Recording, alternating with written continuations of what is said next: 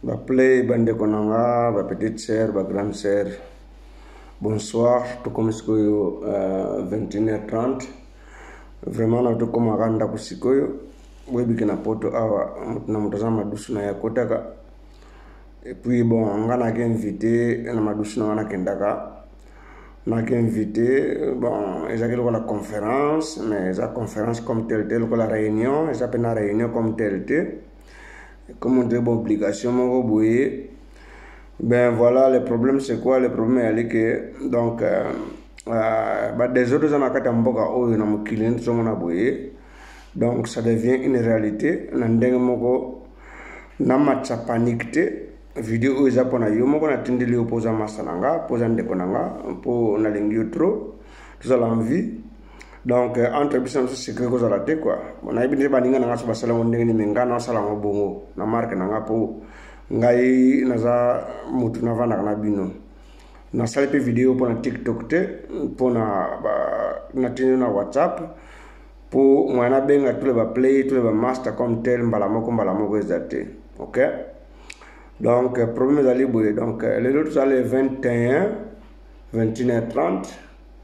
Donc, le 21, le 22, le 23, le 24 septembre. Le 24. Donc, tout ça en alerte. Alerte, donc, générale.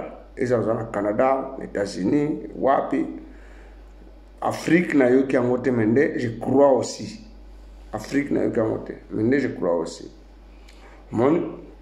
Donc, comme j'ai dit, na linko dramatique situation te. Boza on dramatique te.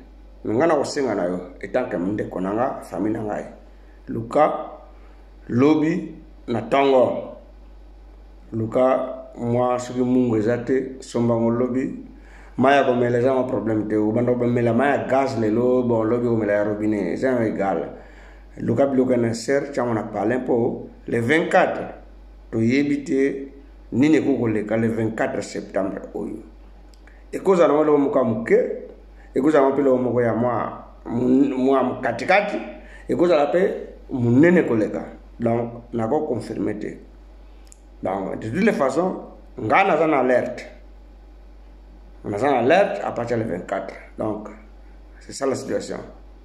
Donc, il faut que je m'aille, il faut que l'unga kobong senandaku, que j'en a moi, logo yarolia, pour moi, tamoko boui peut-être une semaine, pour te causer un ce temba la moko. Et c'est possible. Donc, moi, je suis en stézalité. Moi, je suis occupé mon dambo ou mon dambo. Mais de toutes les façons, le 24, donc, calendrier est un peu compliqué. C'est un peu compliqué. Alors, le 24, toujours pendant le 24, pour admis, pour invité, pour président, pour et parce que conférence, il y a les lots, où il y a aux États-Unis, et Betty Poto, et Simbité. Donc, je vais alerter, on va faire un 7 heures. Après, Moussala, bon, on a accueilli, tout qui pour besoin de votre Moussala. Puis, il va informer Bissot, mais il va détailler comme tel. Ils ont non go.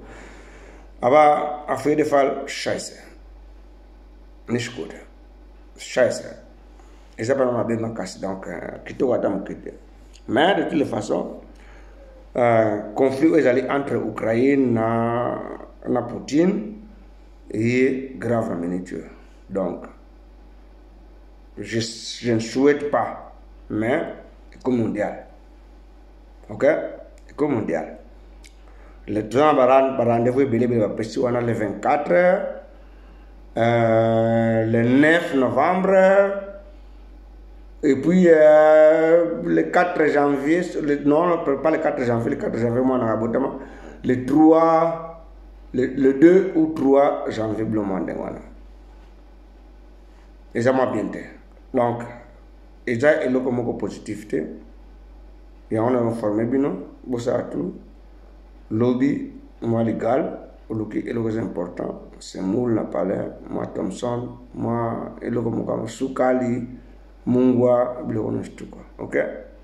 Allez, merci beaucoup, M. Bissaye.